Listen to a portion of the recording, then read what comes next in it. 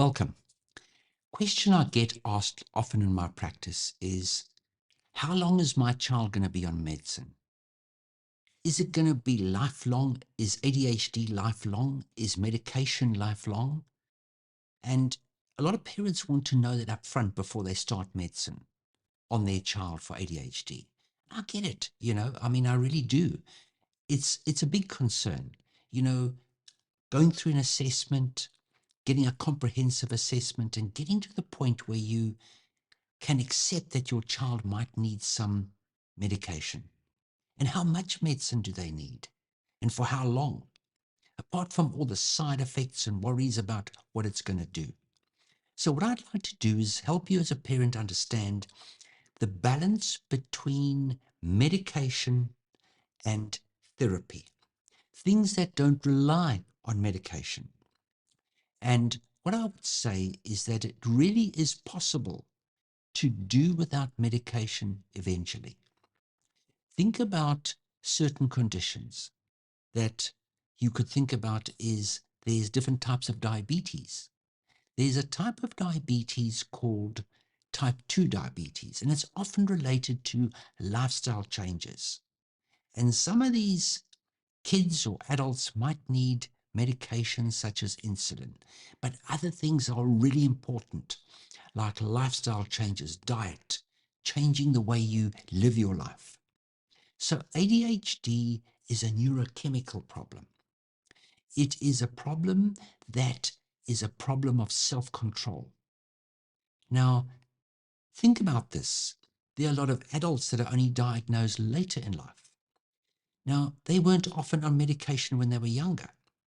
And you've got to think to yourself, why weren't they on medicine when they were younger? Because often the delay in the diagnosis of ADHD might be the fact that it's just mild. So that's a very important thing.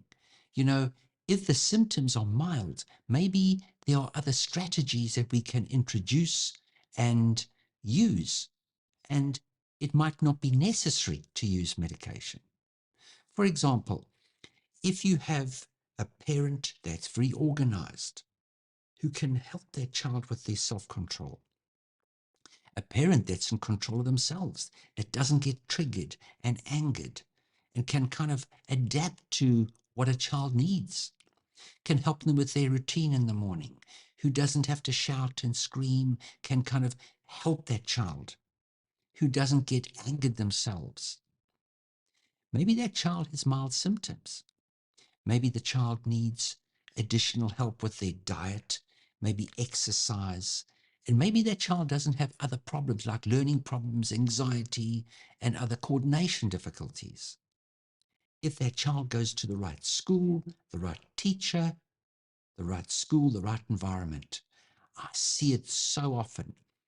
The balance between having the right teacher, one teacher who can really change things. I often see a child who's on medication. We've introduced a strategy to help that child, and they are anxious, they're worried, often because there's maybe a personality clash, or that teacher doesn't have the skills to help that child modify, adapt, break things down, help encourage them, help motivate them. And then on the same amount of medication, the next year, when you'd expect maybe more medication because there's an escalation of demand, their child's getting older, the social demands, the academic demands, and then they have a teacher who really can help them, who's able to break things down, who doesn't kind of trigger that child's anxiety, who can really make it a lot easier. And it's a game changer. And often we can even decline the medicine. Just having a proper diagnosis, understanding what is ADHD, really makes such a difference to parents when you understand that your child's development is 3 years behind other children for the same age. So your expectations are different. You've got to break things down. You've got to treat them differently. You've got to give different instructions, behavior. You've got to organize things differently, and you don't become as frustrated. If your child doesn't have learning difficulties, they can get to eat the right things, they exercise, they're getting enough sleep. and also the right strategies that you kind of go out and get to help understand and change the way you parent. Parenting makes a huge difference.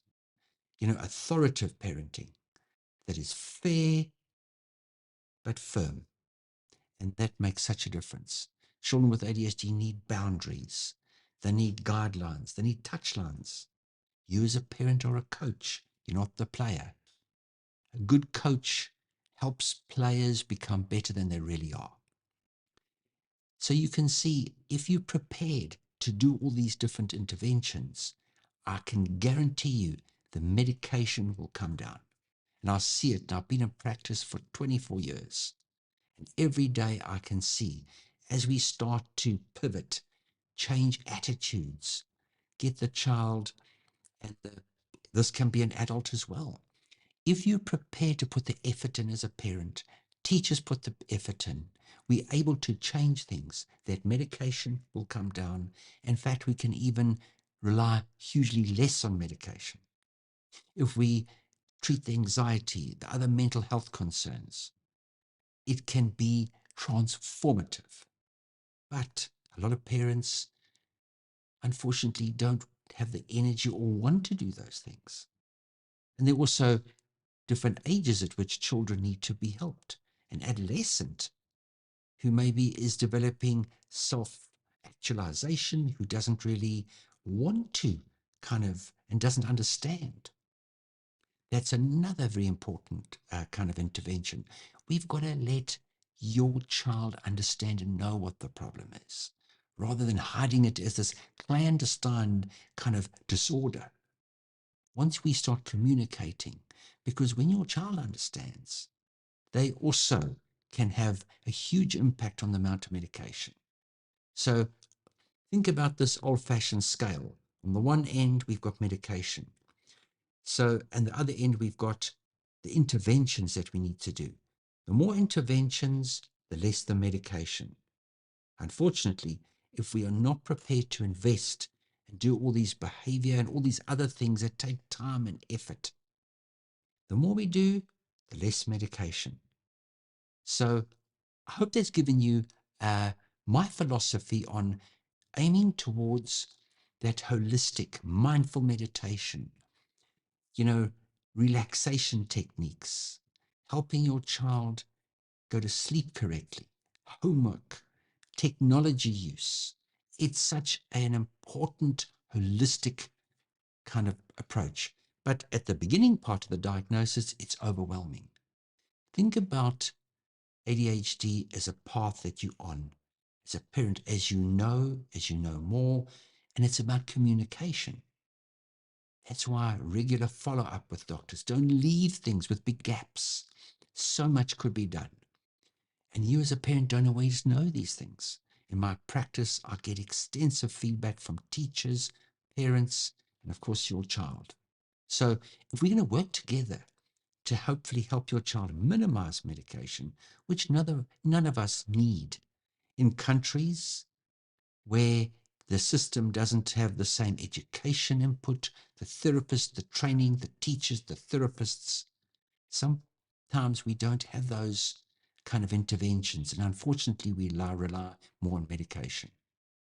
So in countries where they have enormous resources, where they are able to introduce all these things I've spoken about, and of course it's cost effective, in countries where you kind of are able to get those kind of people to help you, and we rely less on medicine. So let us look about things holistically. Let's try and get your child on as little medication as possible and help them helping themselves. So I hope you've found this useful. If you've got any other suggestions, things that help your child, I'd be really interested to know, because we always all learn together.